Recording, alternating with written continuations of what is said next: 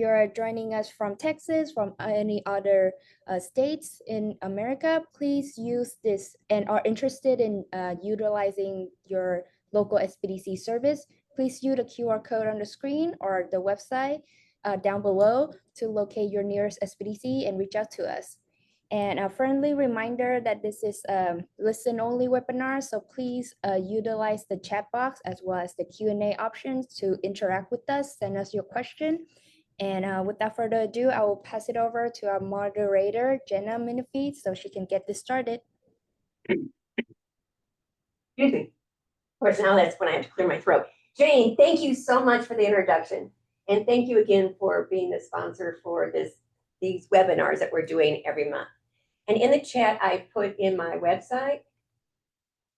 So if you'd like to get on the newsletter to find out more about some of our panel discussions that we have this year, please go on there and add your email account. We'll be glad to add you to that and keep you updated. Today, I'm really excited about this panel because we've got the rock stars here today. We have, yeah, see? And on top of that, this is a little known fact about Jason. He is a musician as well as being, not only is he a rock star with IP, he's also a rock star on the actual stage. There we go, yeah. That's true, yes. Wait, I'll do my phone. Okay, so let me introduce everybody. Well, tell you what, I'll let you guys introduce yourselves and tell a little bit about yourself. So anyway, I'm Jana Menifee. I'm going to be the moderator here today, and I do business valuations, but we're not here to hear about that. We're here about these wonderful guests that we have here. So Rachel Aaron with Venturi Private Wealth. I've been in the services industry serving the ultra high net worth space for almost 30 years now. And before that, you may not know this, I ran a bunch of convenience stores. So I do have that side of it. Yes. Yeah. Convenience. Phillips Petroleum at the time. Can you teach us how to clean a Slurpee machine? That's, And I can tell you how that's today's topic. I can also change the topic. Yeah. Okay. Yes. And I can tell you how to, Don, go in and change out the Vita root system and everything else, making sure there's no water in your gas. Yeah. Wow, where Things was have that? changed. Oh, originally that was up in Bartlesville, Oklahoma when they were company owned. They were still, now they're all third party, but back then they were company owned. Wow, that is so cool to know. Yeah, you carried a pager. That was as high tech Oh, as it got. pager. Yeah. How many people remember pagers? Remember.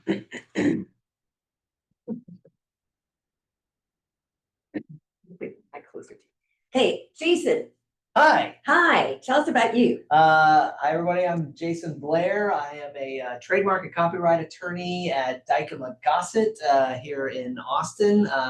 Prior to private practice, I was at the U.S. Patent and Trademark Office for 13 years, where I actually wrote all the federal rules on sound marks and motion marks. There's a lot to people's brands that they think, okay, I got my company name, I might have a slogan or a logo, but there's more to your brand than just those things. So that's sort of one of my specialties is what we call non-traditional trademarks that people associate you with your brand. Other than that, yeah, I'm prior life I was a professional musician. I like to restore classic cars, and I also have 10-year-old triplets. So trademark law, trademark law is my easy job. If anybody needs parenting advice, so we can have another follow-up on that. I love hearing about his triplets. They are so entertaining. And you need to follow Jason on LinkedIn because he will post on LinkedIn about his triplets. It is so funny, especially that one that you did one day. You asked the kids before they went out, that, are the rooms cleaned up? Yeah. And then you showed a picture of the rooms. Yeah. It's their definition of clean is not my definition of clean. Yeah, it's 10-year-old. So that is so awesome. And Bill. I'm Bill Thompson. I'm the Associate Director at the Small Business Development Center. I was here for 10 years, retired, went to work with Janet for 2 years as an evaluator, came back a year ago. And so it's good to be here this morning. Somebody had asked about the funding of the SBDCs, and the SBDCs got fully funded in the federal bill that was passed. So we're still kicking for now. Oh, wow, that's great. Yeah, so. That is wonderful. Did they give you any extra money? No, nor did the state. So Okay. we're still running. And so also, just to remind everybody, after this webinar, Jean will be sending out to everybody an email and giving you the contact information for everybody on the panel. And anything that we talk about, if we make any references to other things, we'll also put that in the email. So you'll have links to everything that we do discuss while we're here today. So today we have an exciting topic, target market. Okay, so we were going to have two other people on the panel here today. So now all the questions that I gave to everybody, I think I say this every time, don't I? You know, the questions I gave to everybody, well, we're going to change them today. Well, nice knowing you, Jay. I'll do that one, Kipper. Yeah. Okay, so right, thinking about target market, let's just start out right there, because so many times when I'm working with businesses or with a lot of times I'm working with faculty, you know, because I help faculty commercialize their research, and I say, who is your client? And I had one guy from the math department, and he said Google. And I said, okay, who at Google? Anybody at Google. Everybody at Google would want my product. And I'm thinking, no, you have to have an actual person. So how do you guys talk about getting people to get away from this concept that it's not everyone wants my product or service? So how do you do that? Well, I mean, there is that old adage that if you're trying to be, everything to everybody, you're going to be nothing to everyone. So, I mean, you really got to be able to focus in on your client and look at not so much at demographics, but psychographics as well. Mm-hmm. Just an example, let's say you're a luxury car dealer and you're wanting to target your market and you say, I'm going to go after 35 to 55-year-old men. And then you look at, okay, I'm going to go do ads in the business magazines. I'm going to do ads during the golf tournaments. You are probably missing out and not realizing that 45-year-old, 100+ earner who has a bunch of kids, probably not interested in a luxury car at that point, and is more interested in whether it's public transportation or something to save the the environment. Maybe he or she cycles. And then you're missing out on maybe the 28-year-old who doesn't even really have a nice place to stay, but he has all this discretionary income and he's more interested in showing off his luxury car. Or let's say you're missing out on the female market and completely missing the affluent middle-aged, let's say somebody that turns 55, Sammy Hagar, I can't drive 55, and decides to go after her first luxury vehicle. I don't know who that might be, but I have a little pen that has the name on it. Porsche. So you're missing out, and that's when you're looking at demographics. Whereas psychographic would be you're going after the market where you're really learning, does this person already buy high-end products? Are they already in the market for luxury goods? Are you going to, the car shows and seeing who shows up there and really trying to focus on being clearly defined on who your target market is? There was a book I recently read. It's called The One Thing. Oh, you brought it. I did not. That was not planned. We did do a book study on this, and this is a great book. The One Thing. Go ahead. Yeah, but that was that's right. But we had was it Jay Papasan and Gary Keller who wrote this together. And I got to tell you a story about that. Yeah. When I was in Orlando, I didn't get to go on the new ride because it wasn't up yet. And I was there and we took an Uber. And this one guy was talking and he was talking about something. I mentioned that book and he stopped the car and looked at me. He goes, do I know you? And I said, no. And he goes, I'm a certified facilitator for The One Thing. Oh, wow. Yeah. It was so amazing. I mean, this guy was saying, that he knew Gary and Jay. It was like, oh my gosh. I mean, what a small world. I mean, here he is driving an Uber at night because his wife didn't want him around the house. Wow. For those of you that don't know, Gary Keller started Keller Williams, of course, #1 realty group in the country now. Well, really internationally. And Jay Papasan, who also has a group here in Austin, and they do a whole curriculum around The One Thing. It's a New York Times bestseller. So it's also on Audible if you're like me and in the car all the time. Yes.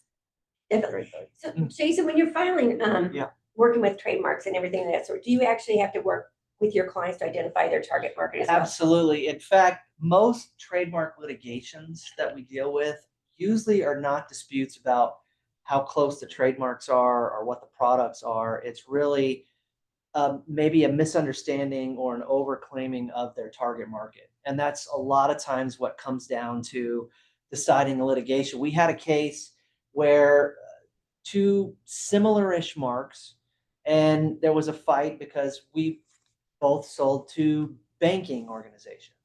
But one product was like a cybersecurity issue where you're selling to the bank cyber team to make sure that people logging on to their bank account are the right people.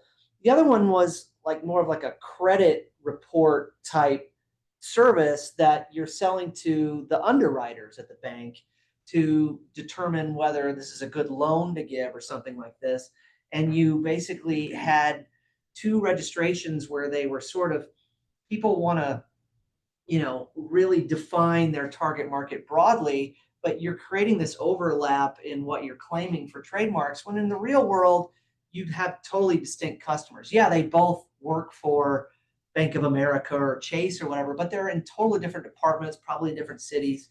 And so a lot of times these issues can be avoided by clients who really define what their target market is and understand that, because it makes a lot of difference in not only your brand messaging, but just from a legal perspective to make sure that you're not running afoul. And it really is surprising to me as an attorney when we get into these litigations. I always think, especially even big sophisticated clients, they're going to have all this psychographic analysis and stuff, and a lot of times they just don't. They don't get into that until there's $1 million lawsuit they're dealing with, and then we as the attorneys have to be the ones who are taking on this. And you just think, well, wouldn't you be more proactive and do this at the beginning? But they don't until there's a cease and desist letter and an infringement lawsuit on their door that they start doing it. So do it early. Is what I'm saying. Exactly. So, Yeah. Bill, when you're working with clients, how do you get them out of that mentality? What do you do to help them get out of everyone? Well, the first thing, they tend to go straight to the technique of how they want to market. They want to go straight into creating a website, social media, and how they do it, but they fail to really define that market, to closely define that market. And it's really hard to get them to do that. You and I taught a course, used to be called iCore, that talk to people that don't try to sell your product. Go talk to people about where they're getting this need met. Who's meeting this need met now? What's the pain point? What's good about it? What's bad about it? What do they want to change about it? Go talk to 50 to 100 people to really define that target market before you go and start figuring out how that you're going to reach that target market. Because social media, especially now, is changing so fast that there's now something called brain rot, and people are doing marketing through this thing called brain rot, which makes no sense to me. But young people really dig this, but it's really important to find that market before you start looking at techniques. You brought up a really important point, which is going to be where I was going to go next, is how do you identify the needs?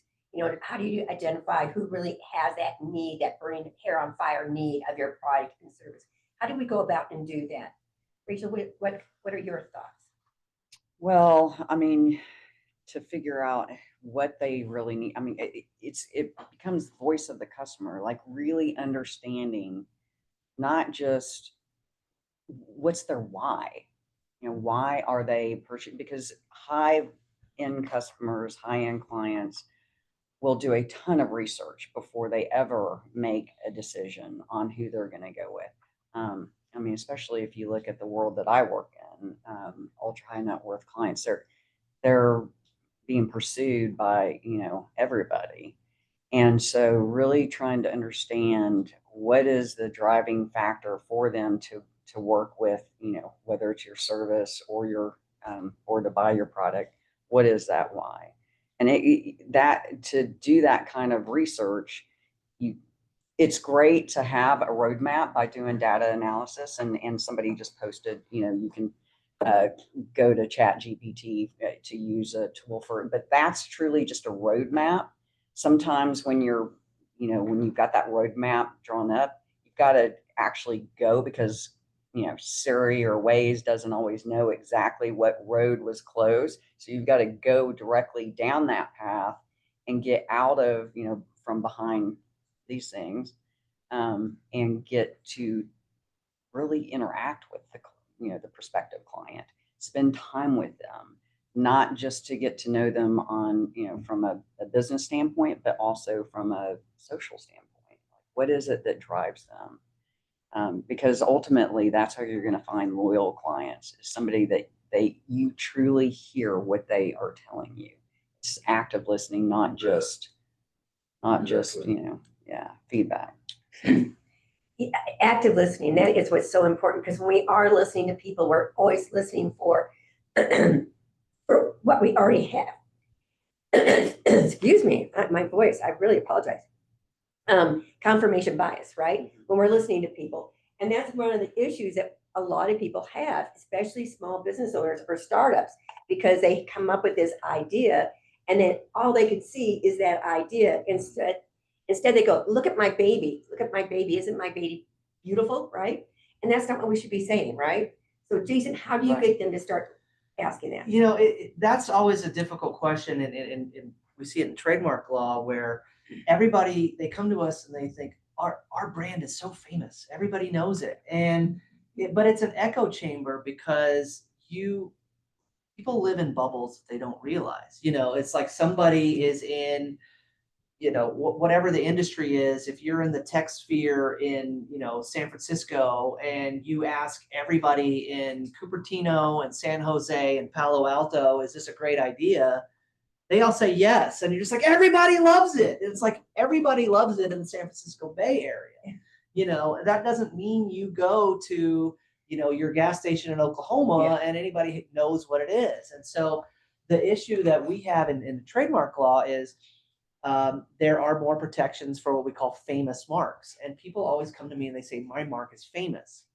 And so my question is, okay, if you go to the United Methodist Church Quilting Bee on Tuesday night and you ask all those ladies here, do you know this mobile app? And if they say no, under the trademark law, your mark is not famous, because it has to be famous in every consumer market, not just in the people who are in healthcare accounting, and so that's the issue that you have when you're trying to set up how strong your brand is, how well known it is, what people want. It's natural. You're going to reach out to the people who are in your immediate vicinity, and you're going to get their feedback, and that's not a true random sample. And so we always have to sort of talk our clients down to say, look, don't get offended by me telling you your brand is not famous, because then the first thing they want to do is fire you and go to another lawyer who will tell you that your brand is famous. But, we had a client, a major SEC university, who had a brand that's well known in the SEC. And then they didn't understand why everybody up in the upper Midwest was infringing on their mark. And I'm like, because there's this other conference called the Big Ten up there. The Big Ten. I'm like, they don't watch the SEC football every Saturday. And this blows their mind, because you live in Texas, you watch SEC football every week. So you are aware of this. So those are the things you have to be aware of when you're defining your target market is, are you really taking a truly random sample? So, yeah. Well, and that goes back to your point, having people go out and talk to people they don't know. Yeah, and to build on Rachel's point, is the active listening piece, is to ask open-ended questions and to get to know them more than a superficial level. That's why I like networking more than sales, because networking, you're getting to know who the people are, what their why is, what's important to them, what's underneath, going, why are they making these decisions, and really get to know them, and then see if your product will fit that. Because like you say, most people are coming here, I've got this widget, it's the best widget in the world. Everybody's going to want to buy my widget. Well, no, not really. And so it's really important to get to know your client, get to know your audience, and get to know what's driving that audience. The psychographics, as you said. So let's go on to reaching and engaging with your target market. So talk about that, marketing channels. Well, I think it's, B2B is different than B2C. So like B2B, you might look at account-based marketing, where you're truly honing in and you're doing campaigns that are directed strictly towards those clients. And then I'm shocked I did not know, and I still don't understand the whole organic search model and the SEOs and how all of that works. But I can just tell you, if you hire somebody that does know what they're doing to do that for your business, it makes a huge difference when you go in and Google who pops up first and why, and what's all the data and the technique behind that. If you had told me 10 years ago that during COVID we could pick up ultra high net worth clients that were based somewhere across the country just by a Google search, I would have said there's no way. But it's real and it happens. So getting somebody on your team that understands how to create that organic search for you so that you do rise to the top when people are putting in the keywords that matter most to whatever your product or service is key and essential. And then content marketing, doing a webinar that is pertinent to whatever your clients or customers are looking for so that you kind of become the subject matter expert. You may do several of these before you ever turn a prospective client into a true client. And that when you look at B2C as well, and lastly, B2B, I would also say that LinkedIn and professional networks, like you were talking about, Provisors is how a lot of us know each other. ACG, Association for Corporate Growth, is a great way to get out and really do B2B, because you'll have people there that's where they get a lot of their prospective clients. So the networking is very important, but B2C is a little bit different, right? B2C, you might utilize, and I'm guilty. I've bought some, new, and it actually works, lash serum, because there was an influencer, somebody that I thought, was beautiful and had great lashes. And that's how I ended up, so using influencer marketing, video content, could be short videos. And then cross-channel approaches work best for specific products. And then the last thing is email marketing. I would say that you can do too much sometimes, but being thoughtful and mindful about the cadence of how you do it and, what that email marketing looks like. But sometimes it's just saying front and center. Every day I get something from Tiff's Treats. Oh, by the way, it's so-and-so's birthday. Do you want to send them Tiff's Treats? And I'm like, oh, I forgot. Yes, I need to send Tiff's Treats today. So it works. It really does work. Yeah. So Bill, how do you talk about channels with your clients? It was interesting. I was in a workshop when a lady was working with a bank, and her channel is LinkedIn. And I was really kind of surprised by that, because she gets most of her clients through her LinkedIn post. And she described how she does it. It's not willy-nilly. I mean, she has a systematic how she does week in over and over and over again. And she doesn't talk about her children in this one. She talks about her bank in this one. And so that's one channel that works for her. And so it's figuring out what that channel is for you, where your market hangs out. One of the things that we've kind of run into with manufacturing is there's a manufacturing agency in town. They have these luncheons. Well, the only people that go to them are bankers, us, and other people. The manufacturers don't go to them because they don't want to be sold to them. And so it's finding out where they're hanging out, where they're getting their information. There's a tool that we use called the Avatar, which is just a deep dive into who that person is, what and where they're getting the information from, and so we can address where they're getting their information from. And Jason, how do you work with people when you're trying to take your trademark into a new market? How do you advise your clients? Yeah, a couple things on new market. You mentioned the the B2B, B2C stuff. I have a lot of clients who they do primarily have a B2B business. And I talk to them about your branding, your trademark work, and they're just like, oh, I don't sell to consumers. I'm like, well, you have a consumer. It's just another business. I think there's a big misconception with a lot of people that trademarks, brand messaging is really just for end consumers. And so I get a lot of pushback from clients when I'm like, you really need to develop a brand messaging strategy here that, oh, no, I'm selling these are sophisticated, people that deal with procurement, and, I don't need to have sort of like a brand. They're just going to know like the quality of my product, and they're going to just name it the most generic, lame thing ever. And they don't register their trademarks. They get other people coming in, and they don't know why their sales numbers are going down. I'm like, because you've allowed 10 other companies to use a very similar name to yours, and you've done no enforcement capability. So, as far as, the target market, I do want people to understand that, you have a target market, you have a brand message. Trademarks are not just something for, putting on TV for end consumers. So, and then as far as like, moving into new markets, like you're talking about, that's very important, because we do get people, you see it a lot in hospitality, restaurants. Somebody has a local restaurant, and it's successful here in Austin for 10, 20 years. And then all of a sudden it's so successful where they're gonna put a new restaurant in Dallas.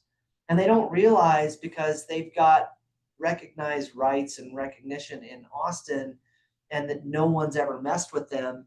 It's when they move into that secondary market that all of a sudden people object and say, no, I've got a similarly named restaurant. I've kind of let you go because you were sort of a one location mom and pop. Once you kind of get to that second location, I could say I represent a big, national restaurant company. There's a lot of mom and pop restaurants that are technically infringing on our clients' marks. We kind of let them lie until they open that second location, because then it's like, okay, you're not just, here in this one little spot. So that's when people come to me. They're like, I opened up a second location. All of a sudden I'm getting in a lawsuit. I'm getting a cease and desist letter. You really have to understand that when you move into a new market, sometimes you have to sort of do all of that initial investigation fresh, because there's no guarantee that just because you're well recognized and you've had no problems in one city, you move to another market. And that also applies to when you're changing demographics too. If you don't have a well-defined trademark registration, and you're operating what we call your sort of common law trademark rights, which are the rights you get just from operating, you might be well recognized in one field, but once you sort of get that secondary product and you're selling to a slightly different demographic, all of a sudden it can create issues, even though you're operating under the same name and mark you've done for 10, 15 years without a problem. So any expansion, I always try to do a check with my clients, touch base with them every year, just kind of state, do you have any expansion plans this year? Are you going international? Things like that. We want to be aware of those before they happen, because too often, clients just, the worst case scenario is they call and they say, oh, we launched in Canada and Europe, and we're also selling this. And then it's sort of like, okay, I hope we can clean this up after the fact. So you always want to be proactive. Yeah, one thing that you all are bringing up, I am so sorry. I don't know what's going on with my voice here. You're bringing up the decision-making process, right? We are trying to decide, and we're going into new markets, or you're trying to decide how to market to people. You need to know about the whole decision-making process, because, and we talked about that, there are 6 different parts to a decision-making process. The person that actually makes the decision, the people that will be the user, we have the buyer, we have the payer, the saboteur, and the recommender, right? And you need to look at that for your product and service. You want to look at all parts of that, because you've all been bringing up a little bit about that. So looking at your decision-making process of your prospective client or customer, you need to look at all of those aspects to it, right? So it's not just looking at one part of it. And I think you guys were all bringing that up in a way. And that's something that we talked about in ICOR. Well, Kara is asking a question on that. Yeah. Jen, Kara, I've got that app on my phone somewhere, and if you'll reach out to Jana or Jane, I'll figure out how to get that app on my email and send it to you. Just, I got the slide deck, and so I can send you that. You were asking a question. I was reading the chats. And there's actually, we had a women's pod where we had, which stands for Professionals Opening Doors, a woman who taught LinkedIn and how to really utilize it as a strategy. So I'll find that contact as well for Kara. Oh, okay, great. Yeah, we'll put that in the email coming back out from Jane, and we'll get that out to you by next week. Interesting. Your question did talk about saboteurs, and maybe you define that different. But it's interesting you bring that up because that's something that a lot of people from a trademark perspective, when they come to me, they're always worried about the external threat, and they forget about the internal threat. Exactly. And it's something that I have a lot of times people like, oh, I have this new. I have a new piece of art. We want to get a copyright for it. We want to, I have new software. We want to brand this. And they want to skip right to getting everything registered. And because they're always worried about third parties are going to steal this. And they're always shocked that I turn it back to the internal. I'm like, we can file these registrations, but before we do, I want to find out who in your team contributed to making this. Did you use vendors? Did you use contractors who, when you came up with your brand logo, did you do that? Was that entirely you, or was that someone? Oh no, it's my buddy, and we're cool. And I'm like, that's how it always starts. I always say, the name Guns Guns N' Roses came up with 4 buddies in a basement, and they were all cool. Until all of a sudden, Slash and Axl have a falling out. No one came up with Guns N' Roses. No one came up with Guns N' Roses.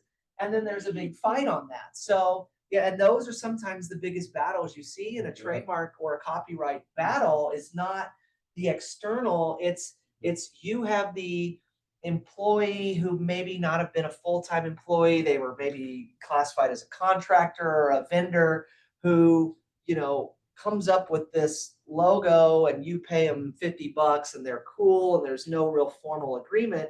Well, the next thing you know, that brand is, it's the next Coca-Cola. It's a $2 million brand, and somebody, says, 10 years ago, you only paid me $50 for that. I own this now. And it's not a situation where people that contribute, you can do 99% of the contribution to an artistic work. Someone can do 1% of the contribution. That doesn't mean you're a 99% owner and they're a 1% owner. You are co-authors. You are equal owners in this. And so the first thing I want to do when people come to me is we need these agreements in place that anybody you've used on your team, you might be friendly with, but we want to have agreements that the company owns this to the extent that you claim any authorship in this. You are assigning this to the company. We try to do it in a friendly way, but those are kind of the first hurdles we get a lot of times before we go and set these up for the external threats. It's looking at the internal stuff. So you using the word saboteur, that was I think good point. That's really an excellent point. One thing we'll see is the business will start out and be really small, and the team that got you started may not be the team that you're going to be scale with. Yeah. Because as you get bigger, there's going to be who's a saboteur. Because one department, production, operations, sales, may have a totally different point of view. And so getting everybody on board is going to take a really strong leader that can do that to get it through. So I was working with a company, and they were trying to expand and go international. Well, the son was the CEO. The dad came up with a patent that they were taking. It was a patent actually, he wanted to make it a patent, but the dad published his work before he filed the patent. So he lost the patent. But his dad had designed this product. Well, the son wanted to grow and go to all these different countries. Well, when it came push to pull, even though the son was CEO, dad said, I don't want to go to Canada. And everything had been set up, put into place to get them to take their products into Canada. And then it got done. It just stopped because the dad said no. Yeah. And so the saboteur, it's more than likely it's in your team. not outside that you have to worry about. And also talking about competitors.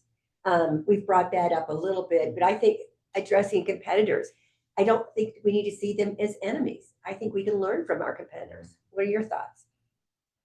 Absolutely. I mean, back when I used to run the convenience stores, that was my first. I would get up, 5:30 in the morning, and then obviously it's before we had a lot of the modern conveniences that we have now. But I would go write down all the prices. I would go in, walk and check to see how they laid out their inventory. You definitely learn from, and I mentioned my husband was with HEB for 38 years, and that's all he did was, he would go into Walmart's all the time. He would go into really understanding what your competitors are doing so that you can come back and really, create changes that will help you attain those similar type of clients, and you learn what not to do too, right? You can learn what to do and then what not to do too. So it's a great way to get out there and differentiate yourself is by talking to your competitors, because you can learn so much from them. Yeah, well, it's kind of multifaceted because you can learn from your competitors. You can also learn who you don't want to compete with. You really want to go head to head with General Motors, because they've got more bucks than you do. One thing we talk about also is a business is growing in scale. And if they're trying to scale really fast, they may not have the capacity to scale. And so they may look at other competitors to leverage part of what they do to help them where it's a win-win situation. So sometimes your competitors also can be an ally. And it's really, you got to really take it case by case basis. But if you're going into business and you don't look at your competitors, you're really setting yourself up, because some competitors are going to come after you. And so how do you differentiate yourself? How are you different? Where is your niche that you can excel at their weakness? So it's really important to get out there and know what their weaknesses are as well as their strengths, to know where you can get a niche in. Good point. Because you are trying to do that as a business. You want to separate yourselves from other people. It's like anybody that ever sees my nails, right? My nails are all different colors. And the reason they're different colors is because when I'm working with entrepreneurs and I'm going, you have to differentiate yourself. It doesn't have to be a big change. It can be something very minor, just like my nails. And now it turns out my glasses. I have to wear the green glasses from now on because people go, I remember you because I remember your glasses. It's like, and stuck with these glasses for the next 10 You ever years. got like Drew Carey? That's his whole thing. Like, apparently he was in the military when he started his stand-up career, and so he had to have the crew cut and the military issue glasses. And then when he got out of the military, he was like, "Oh, I can go back to my normal look." And everyone was like, "No, you're the guy." So like his whole career has been based on that. But so speaking of which, real quick, I'm just going to put a plug in. There you go. If you don't know the green glasses guy, he lives here. It's called The Focus Project, and it's Eric Qualman, and it's a great book. It's another New York Times bestseller, and it will also give you great ideas on how to market yourself. And that's his thing. He wears the green glasses. I learned this during COVID. We had every year there's a huge trademark conference that thousands of trademark attorneys across the world go to, and it was scheduled for April 2020. Well, COVID hit and it all got. We're gonna do thousands of people on a Zoom conference for 3 days with tons of breakout rooms, and so we all basically do the same thing. We're all competent trademark attorneys, but I remember, since I was at home, my piano is behind my desk at my home office. And so everybody in these breakout rooms, all over the world, "Oh, do you play piano?" And I'm like, "Yeah, well, play something." I'm like, "We're here to talk about trademark." Every breakout room, everybody is asking me to play. And I'm like, no. So finally, it's the third day of the conference. It's the last afternoon of the breakout sessions. I get asked again. I'm like, fine. So I jump up and I play one verse, one chorus of Don't Stop Believin', and I sing. And everyone's like, "Oh, that was really good." Within an hour, my LinkedIn lit up like the 4th of July. It's 500 people, and I realized it's something where and I got a lot of work out of that. And it not as necessarily because oh, my capabilities and competencies as trademark attorney are any different than anybody else at this conference. It's because there's something about you that your clients can identify with you as your brand. And that became like my brand. I'm the piano, and now when we have the trademark conference in real life, I actually put on a show at the trademark conference. It's a thing. And this all started. And so I always say it doesn't have to be music, but it's like, if you're on a call, you don't have to wear like a, funny hat or, just something look ridiculous like a clown. But like, if you're into Star Trek, have a little Star Trek model behind you or something. You never know what your client's going to say. That's something I know about that person beyond their core competency, because we all have competitors. There's always going to be, you got a peacock, but not necessarily, but you do see people at the conference that try too hard. There's the guy that comes in who's wearing like the Dumb and Dumber outfit, and you're just like, okay, you're going a little overboard here, but and that goes back to your branding and your target market. And look, there's going to be people that are probably turned off by that. Like, oh, he likes Star Trek. Screw that guy. But there's going to be people who gravitate. that, and you're going to have a better relationship with those clients. So. People give money to people. They don't give it to businesses. They give it to people. And so you really want to personalize yourself, like you're saying. People want to know that you're a human, that you do other things, that you're just not. I'm always just trying to upsell you. I'm trying to upsell you all the time. They want to know that they're going to have a relationship with you. They're giving you because they like you. You and I are in a lot of business networking groups together, and we've seen it. We've seen people come in, tell us about yourself. And there's so many people that come in and they're just like, oh, tell me about you. Well, we're a white glove service, mid-cap companies with revenues of 50 to 100 million a year. And you're just like, I know nothing about you. It's just, if that's your pitch to people, it's going to fail, and so your target market is not that. Yes, you get to your capabilities, but you have to understand there are competitors and they're going to have those same capabilities. So what is it about you that is that unique thing? And that's where, to me, obviously I'm in branding and trademarks, and that's important to me. So, But you find out that somebody has a life, right? Right. And have other things to talk about rather than just work. Like Bill and I have a habit of talking about work way too much. Mm-hmm. Yeah, we're guilty. We do that all the time. So anyway, so how about measuring? Let's talk about measuring success. How do you define measuring success in identifying your target market? I mean, what kind of metrics should we be looking for? Bill, you're really thinking this one. I can see the steam coming out of your ears. I my background is accounting and finance, so I'm going to the bottom line, but that's not really. That's the lagging indicator. So what's the leading indicator? Is it how many hits you get on your website? How many people it likes? How many of those likes turn into clients? And Rachel and I were talking before the session about the long-term clients that we got. I can't remember exactly what the terminology we were using, but some clients and some products are going to have a longer lead time than a short client, than a short-term client. If you go to a restaurant, you're going to buy the food, you're going to be done in an hour. But 30 minutes. Huh? 30 minutes. Maybe 15. Yeah. Before I came here. But with what Rachel does, sometimes that lead time is a lot longer. Maybe I think it's like 10 years. 10 years. That you worked on for 10 years. And that's building a relationship. And so I think it's going to be individual to the industry, and to the business, and to the person that's doing it. And where does your heart get filled? I like relationships. I'm a relationship person. I'm not transactional much.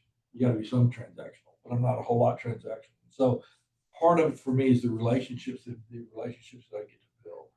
So I'm not sure if I'm answering your question. I was just thinking, you should have brought your guitar and you should have brought your piano. We might have music here today. I don't want people to remember me by the way I play the guitar. It's just... I forgot about that. You're taking guitar lessons. Next month is just a 1 hour jam. Wait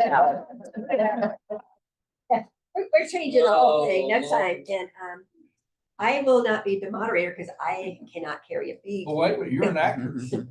Yes, I was, but that has not the singing. I took a singing class once and I stood behind the curtain. I would not come out to sing my song because I'm so horrible. But that all is because of Lubbock, Texas.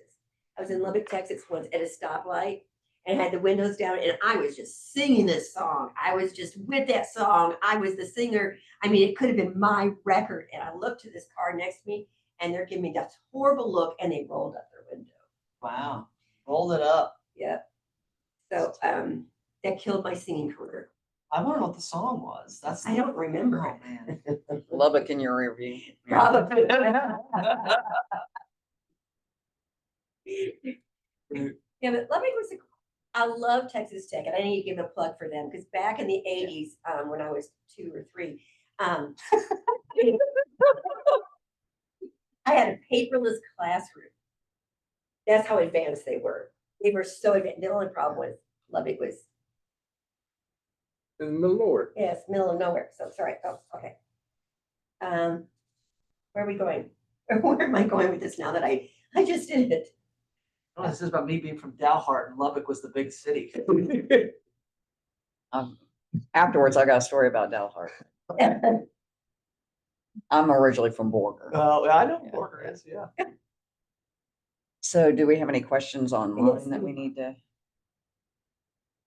address there? So we got some resources. We'll give all the resources that we've mentioned to you later on.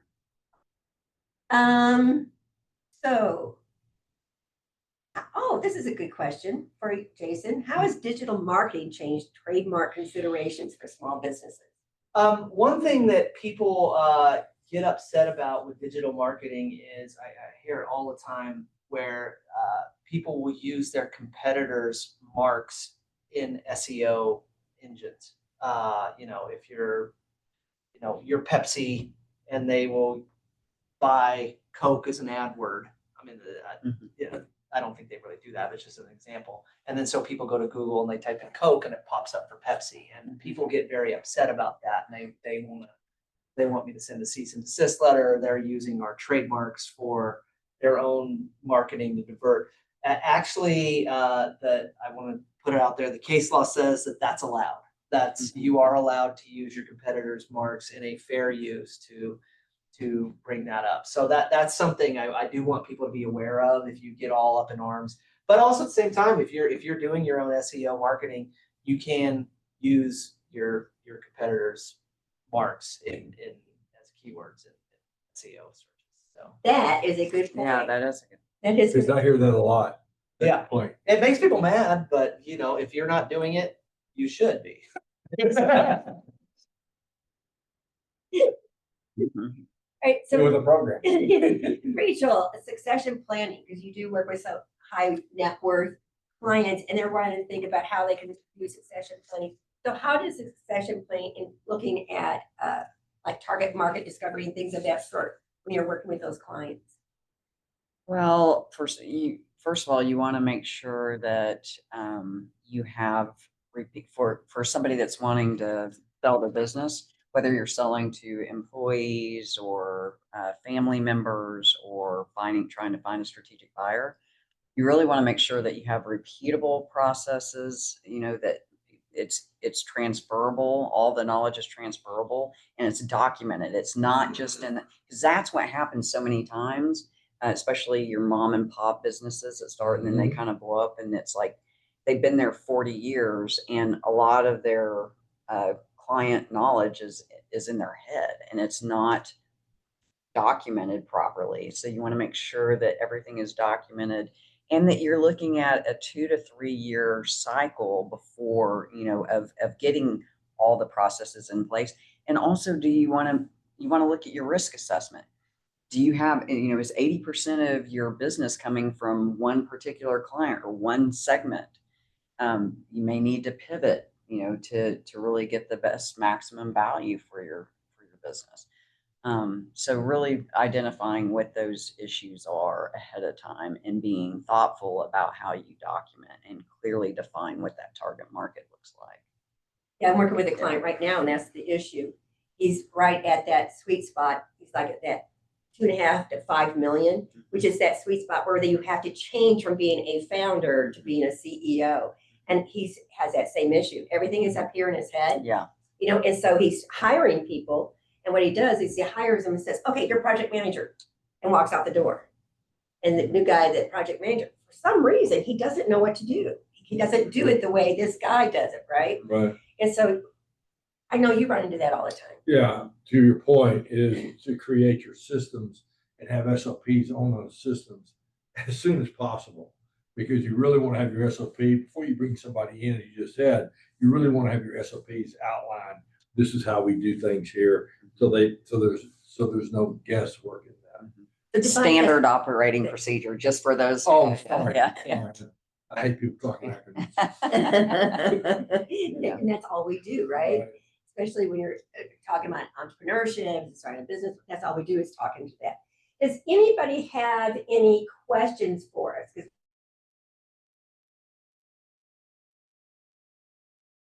For the day? Oh, there's some Q&A. Jenna, if you want to click on the Q&A button at the bottom of the screen, we have some question that's sent in.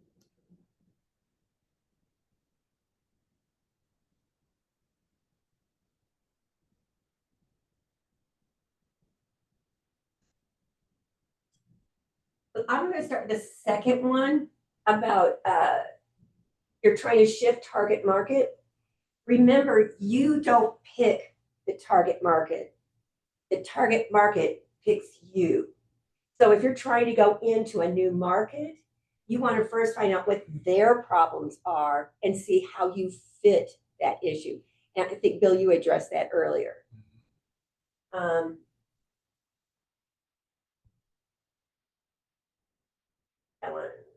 So I put on a military competition in stadiums. We use military equipment with no projectiles. I have ideas.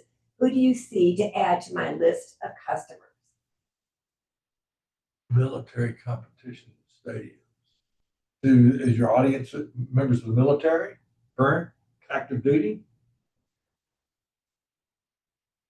Well, it depends on what I think we need a whole lot more information on that. Let's see if there's more. So, or just mention it as a competition. I mean, I think you just have to.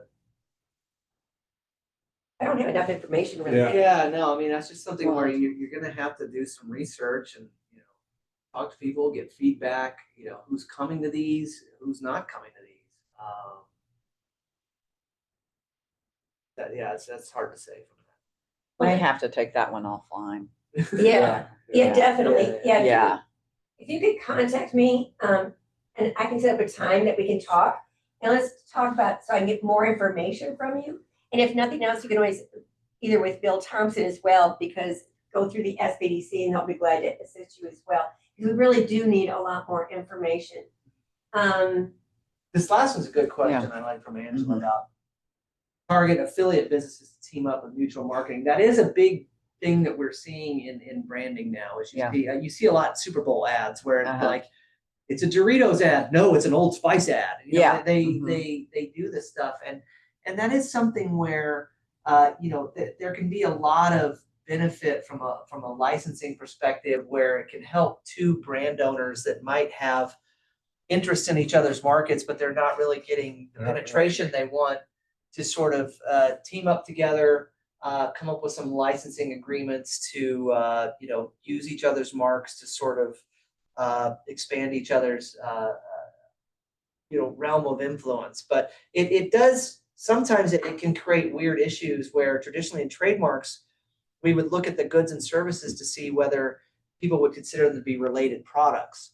And like an interesting one was several years ago, Google, the Android operating system, they always named it after candy. Like it was like the new, for Apple, they have iOS 18. Well, Android was like key lime pie, or they would name it. So one day they was like, we've reached a licensing agreement with Hershey. We're going to name it Kit Kat. And so they had this big promotion of Hershey and Android are together now to have the Kit Kat operating system. Well, that leads a question of, do consumers now consider candy bars and cell phone operating systems to be related products because they've been exposed to a world where they've been cross-licensed, and it does lead to a lot of questions in the trademark law now of, as we're in a world with all this cross-licensing, you're getting weird survey results from consumers. Do you think that the person who makes Amish furniture and the guy who runs the local strip club are related? And consumers are saying yes, because we are seeing all this cross-industry licensing, and it's making a lot of changes in the industry, because target market, as this is becoming more prevalent, target markets are kind of blending and in ways that you don't really foresee. So, but it's been successful for a lot of businesses that do that. To Angela's question about resources for psychographics, here at the university, we have a database for psychographics. I can't remember, is that Simply Map?